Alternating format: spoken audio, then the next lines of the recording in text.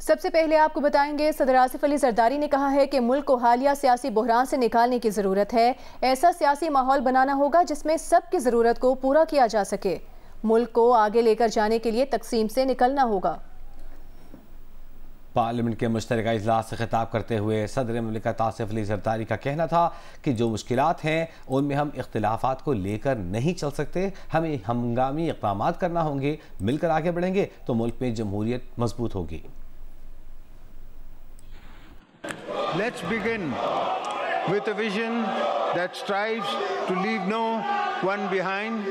For this thought to move beyond an idea, the political leadership gathering in this House must prioritize the specific needs for marginalized communities and underdeveloped areas. I believe we can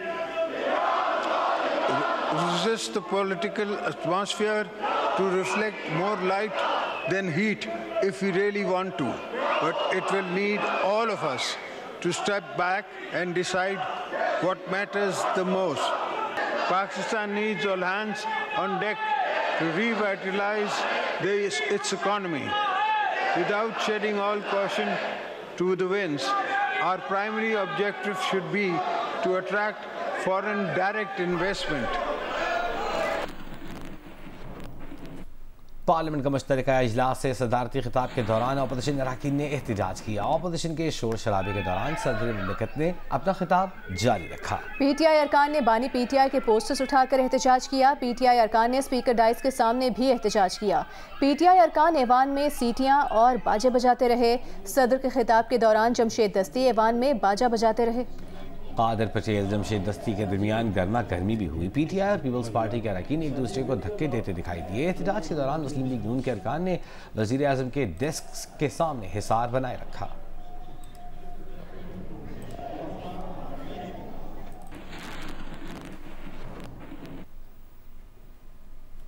विफाकी वज़ीर इत्तलात अता तारा ने कहा है कि जरदारी साहब का विफाक को मजबूत करने और इकाइयों को साथ लेकर चलने के लिए बहुत अच्छा खिताब था।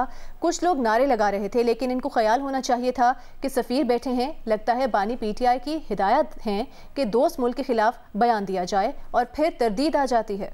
अता तारा ने कहा कि उनकी जमात में ये नौबत क्यों आती है कि ऐसे बयान दें। देखिए, मैं समझता हूँ एक बड़ी वफाक को मजबूत करने के हवाले से, इकाइयों को साथ लेके चलने के हवाले से बड़ी अच्छी स्पीच थी और फेडरेशन का वो सिंबल है और मैं समझता हूँ बड़ी अच्छी तकरीर की। हाँ, कुछ लोग नारे लगा रहे थे, उनको ये ख्याल करना चाहिए था कि फॉरेन डिप्लोमेट्स बैठे हैं, लोग देखने आए हैं सेशन को। ये वही लोग हैं जिन्होंने पाकिस्तान के दोस्ताना जो ताल्लुकात हैं बरादर ममालिक के साथ, उसको भी ख़राब करने की आजकल कोशिश कर रहे हैं। और लगता ये है कि इमरान खान एक इंस्ट्रक्शन देते हैं कि किसी दोस्त मुल्क के खिलाफ स्टेटमेंट दो और उसके बाद फिर उसकी तरदीद आ जाती है। इनकी पार्टी में ये नौबत क्यों आती है कि ऐसी स्टेटमेंट है जिसकी तरदीद करनी पड़े। तो आज भी इन्होंने जो पूरी दुनिया को एक चेहरा दिखाया है पाकिस्तान का, वो मैं समझता हूँ कि बड़ा नामुनासिब है। और हम इंशाअल्लाह ताला सरमायाकारी भी बढ़ाएंगे, दोस्त ममालिक से रवाबित और ताल्लुकात भी बढ़ाएंगे और पाकिस्तान को इन मुआशी मसाइल का खात्मा करके एक तरक्की याफ्ता मुल्क बनाएंगे। चेयरमैन पीटीआई बैरिस्टर गौहर ने कहा है कि आज का भरपूर एहतजाज हमारा हक था, हम इस सदर को नहीं मानते। ये सदर, वजीर आजम बल्कि पूरी काबीना ही गैर कानूनी है। बैरिस्टर गौहर ने दावा किया कि हमने जरदारी को मजबूर किया और वो उन्हें अपनी तकरीर अधूरी छोड़नी पड़ी।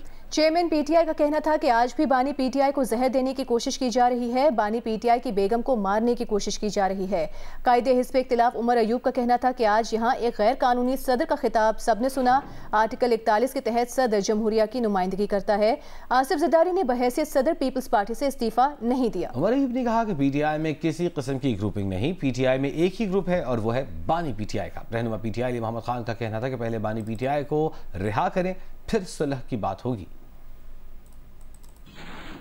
आज के इजलास में हमने अपोजिशन को आज जरदारी को 21 तोपों की एहतजाज की सलामी पेश की है, जिसने जरदारी को भी मजबूर किया कि अपने स्पीच को अधूरा छोड़ के चला गया। उसने भी अपनी स्पीच मुकम्मल नहीं की। जरदारी इस वक्त यूनिटी ऑफ द रिपब्लिक नहीं है, वो एक पॉलिटिकल फिगर बन के रह गया है। उसने न तो पाकिस्तान पीपल्स पार्टी पार्लियामेंटेरियन की सदारत से इस्तीफा दिया है, न ही अपनी पॉलिटिकल एक्टिविटीज खत्म की है।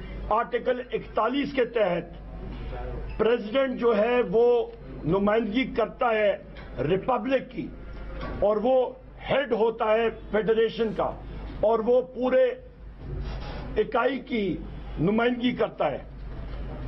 आसिफ अली जरदारी ने, जिसको ऑल्सो नोन एज मिस्टर 10%, उसने बैसियत सदर पाकिस्तान पीपल्स पार्टी से रेजिग्नेशन नहीं दिया और नौडेरों में जाके उसने जलसे से भी खिताब किया था।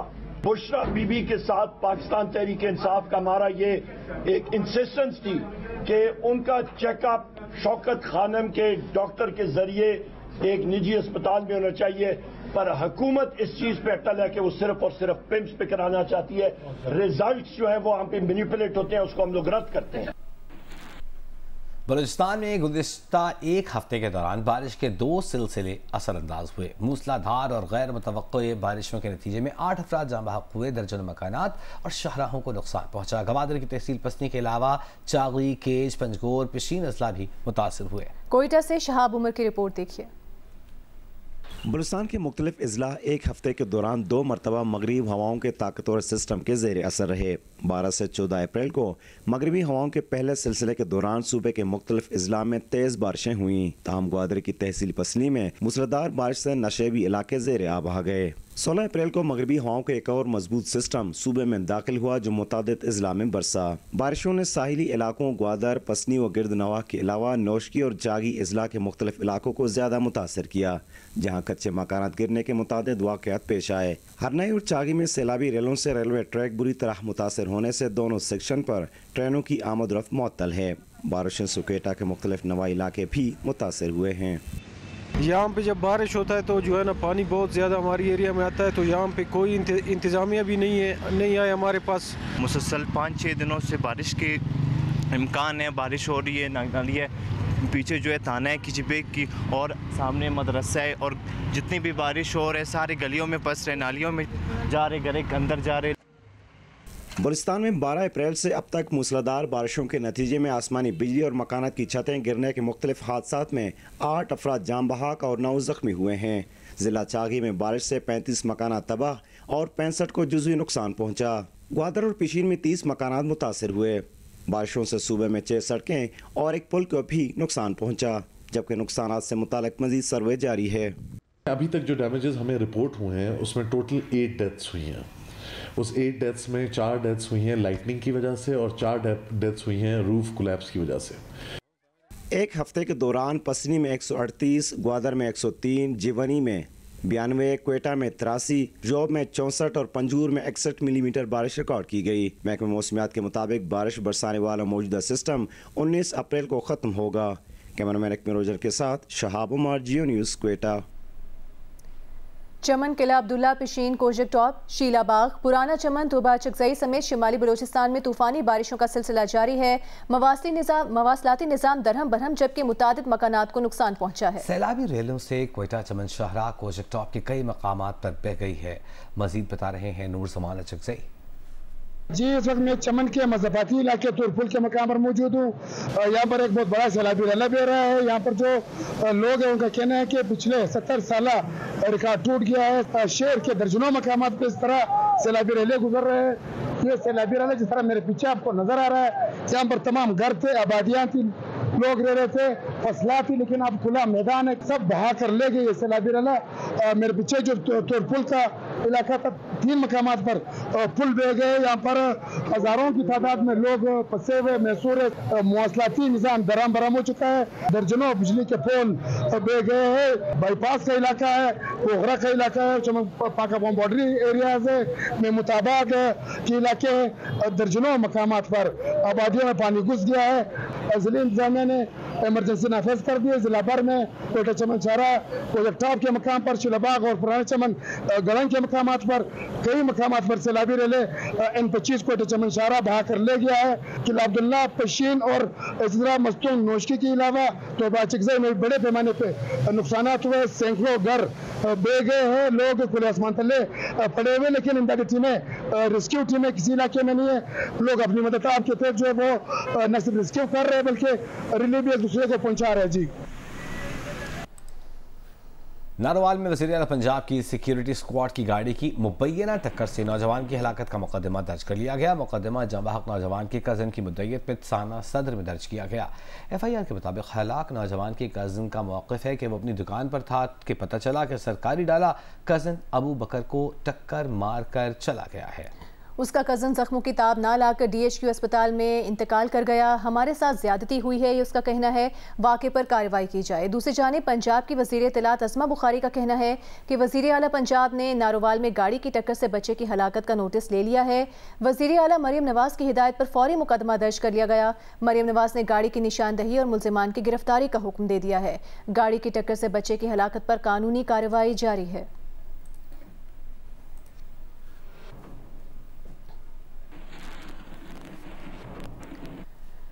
आपको बताएंगे DI खान की तहसील दराबन में सगू रोड पर फायरिंग से 5 कस्टम एहलकार समेत 6 अफराद जाम बहक हो गए हैं। कस्टम कलेक्टर का कहना है कि फायरिंग से जाम बहक अफराद में 5 कस्टम एहलकार और 1 शहरी शामिल है। सईद उल अमर नुमाइंदा जियो न्यूज़ हमारे साथ मौजूद है। सईद, क्या वाक़या पेश आया है ये?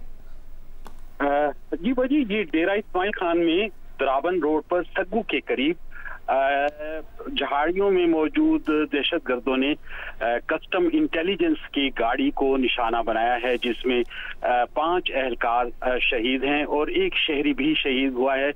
जो गाड़ी कस्टम की गाड़ी टकरा गई थी सामने से आने वाली गाड़ी में और उससे 1 शहरी भी शहीद हुआ है। ये वाकया तकरीबन 4 बजे की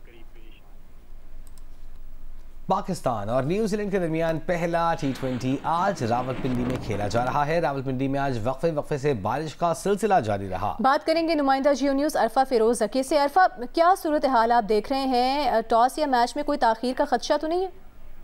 देखिए, आज सुबह से जो है वो वक्फे से बारिश का सिलसिला जारी था, लेकिन कोई हैवी रेन नहीं हुई थी। जो बूंदाबांदी होती है, जो ड्रिजल होती है, वो थी।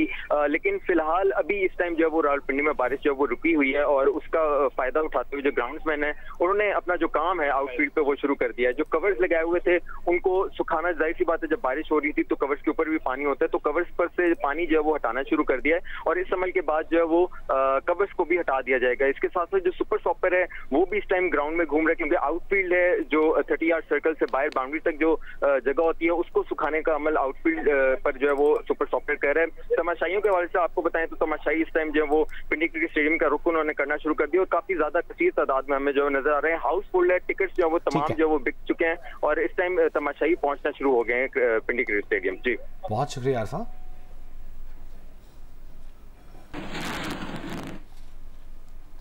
दुबई में तूफानी बारिश के बाद एयरपोर्ट पर फ्लाइट ऑपरेशन की मुकम्मल बहाली का अमल जारी है। दुबई एयरपोर्ट के टर्मिनल 3 और टर्मिनल 1 से महदूद फ्लाइट्स का आगाज कर दिया गया है। एयरपोर्ट हुकाम का कहना है कि मनसूख फ्लाइटों के टिकट्स की रकम वापस की जाएगी। दुबई एयरपोर्ट टर्मिनल 1 पर फ्लाइट्स की लैंडिंग का आगाज हो चुका।